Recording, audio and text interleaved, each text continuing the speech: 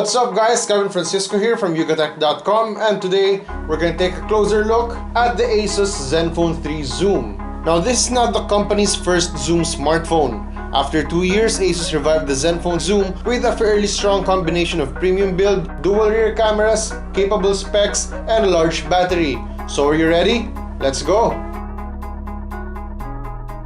ASUS went back to the drawing board and had to rethink the concept that would best represent their Zoom line. As a result, the Zenfone 3 Zoom sports a very different look compared to its predecessor. It's no longer bulky, but instead features a thinner profile with rounded sides. The design is akin to the Zenfone 3 Max, but more attractive and, in a way, has a similar appeal as the iPhone 7 Plus. The front has the 5.5-inch display with the receiver above it, along with the 13-megapixel selfie camera, notifications light, and sensors. Down below are 3 unlit capacitive keys for navigation. All of these are protected by Gorilla Glass 5, which curves slightly along the edges. On the right are the volume rocker and power unlock button, which is metallic and tactile thanks to its texture. The left side, on the other hand, houses the hybrid SIM tray that can accommodate either 2 nano-sized SIM cards or a nano SIM and a micro SD card. There is a secondary microphone at the top of the device, while down below are the 3.5mm audio port, main microphone, USB-C port, a couple of screws, and the loudspeaker. You see the star of the show when you turn it over. The dual 12-megapixel cameras sit at the top left edge and is accompanied by a laser autofocus module and dual LED flash right below them. We also have the fingerprint scanner not too far from the gang, so everything is pretty much grouped in this area. Just like in the Zenfone 3 Max, there's a couple of glossy antenna bands at the top and bottom corners. Given the large battery capacity, we were expecting it to be chunky and uncomfortable to hold, but it's actually not. The Zoom is taller than the Zenfone 3 but shorter than the iPhone 7 Plus. It is also narrower than both phones but thicker and a bit heavier than both the Zenfone 3 and iPhone 7 Plus. The Zenfone 3 Zoom sports a 5.5-inch display with a full HD resolution, which gives it a pixel density of 401 ppi. It also uses a Super AMOLED screen, which is capable of producing variant colors, deep blacks, and wide viewing angles. Diving inside options, we notice that the Zoom uses the Super Color mode by default, meaning colors are being boosted and as a result are punchier. Switching to standard mode seemed like a downgrade as the resulting color is dull in comparison. That said, we'd recommend using the Super Color mode since it doesn't deal much strain to the battery life anyway. When it comes to multimedia, the Zenfone 3 Zoom boasts a 5-magnet speaker construction, metal voice coil, and expansive sound chamber powered by an NXP Smart Amp.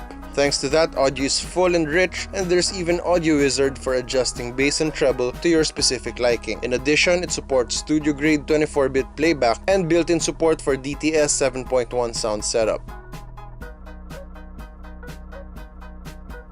For this unit, the Zoom runs on Android 6.0 Marshmallow with Zen UI 3.0 out of the box. ASUS said that it's going to be upgraded to Nougat within the first half of this year, so we'll keep a lookout for that. Looks and layout are similar to the rest of the Zenfone 3 series, so there's nothing new in this department. Bloatware has been one of our issues with Zenfone devices, as it often comes with pre-installed third-party apps that we don't actually need. The good news is, ASUS seemed to have listened to user feedbacks, as a number of these apps have already been excluded in the smartphone. There are still some like Need for Speed, SimCity, Facebook, Messenger, and Instagram, which you can all remove.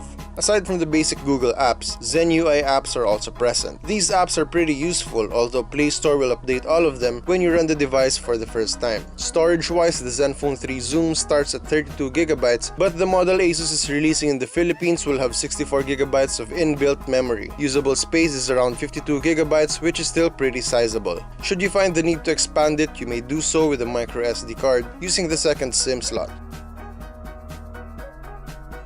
The biggest feature of the Zenfone 3 Zoom is the dual rear camera setup with 12-megapixel sensors. The two cameras are not made equal, as the first one is a Sony IMX362 sensor with a handful of tech features. On the other hand, the second camera is more for zooming in without losing valued quality. These cameras behave, perform, and are used differently depending on the shooting scenario. For general purpose shooting and by default, the Zenfone 3 Zoom uses the Sony sensor, while the Samsung Zoom camera is for distant subjects or close-up macros. To To change the zoom level, just tap on the circle near the camera shutter. In auto mode, the handset doesn't automatically switch to the Samsung Zoom camera when you tap and select the 2.3 times zoom. If the camera software detects the Sony camera would work better for the scene, it will just use a 2.3 times digital zoom. However, if the camera recognizes that you're shooting something from a distance, it will use the 2.3 times optical zoom using the Samsung camera. You can also zoom in further to 12 times by using the pinch to zoom gesture. When it comes to images, both cameras produce photos with good quality, natural colors, and plenty of detail, especially in bright conditions. Comparing the sensors, we find Sony's to be sharper compared to Samsung's. Low light quality is decent, although you're better off using manual mode for better control over quality.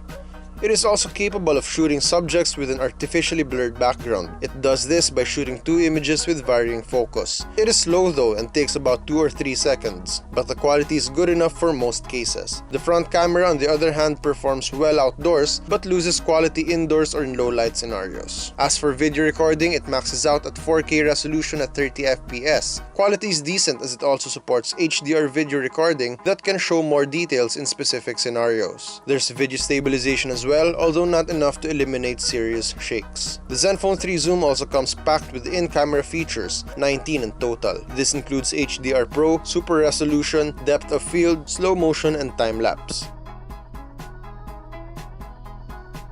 Powering the Zenfone 3 Zoom is a Qualcomm Snapdragon 625 octa-core CPU clocked at 2.0 GHz, Adreno 506 GPU, and 4GB of RAM. If you think that's familiar, it's because it is the same configuration as the Zenfone 3. Performance is great, it's smooth and lag-free. The fingerprint scanner is responsive and can run games without issues. However, we noticed that it can get really warm when using the cameras, especially during video recording. The device can handle it pretty well though, as it hasn't crashed or caused any error while in use. Here are some benchmark scores.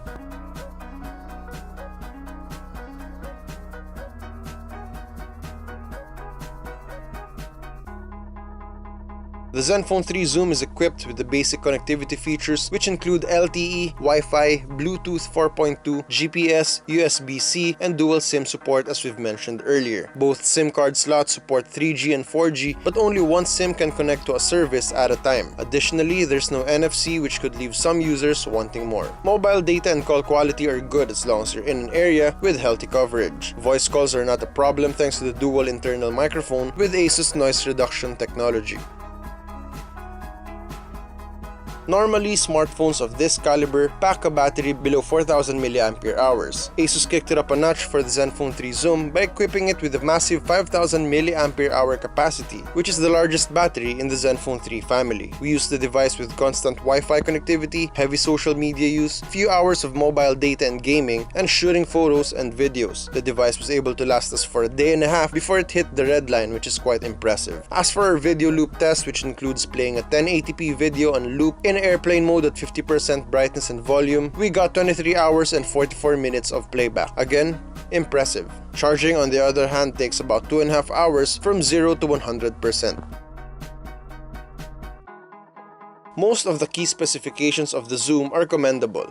5.5-inch Super AMOLED Full HD display for a good viewing experience, 4GB of RAM for multitasking, 64GB of storage for multimedia-hungry users, dual rear cameras for mobile photographers, and a large 5000 mAh battery for heavy users. The processor may not be as powerful as other flagship smartphones, but the Snapdragon 625 was already proven to be more than capable of handling most tasks that has been thrown its way. The only thing we're waiting for is the price. The original Zenfone Zoom debuted at a pricey 26,995 pesos. But if the Zenfone 3 Zoom can put itself at under 20,000 pesos, as ASUS has previously disclosed, then it looks like we will have a winner. The ASUS Zenfone 3 Zoom will launch in the Philippines on April 6 and will be available in navy black, glacier silver, and rose gold. And that's about it for today's review. If you like this video, kindly give us a thumbs up and consider subscribing to our YouTube channel for more content like these. Once again, this has been Kevin Francisco, and thanks for watching. See you guys around.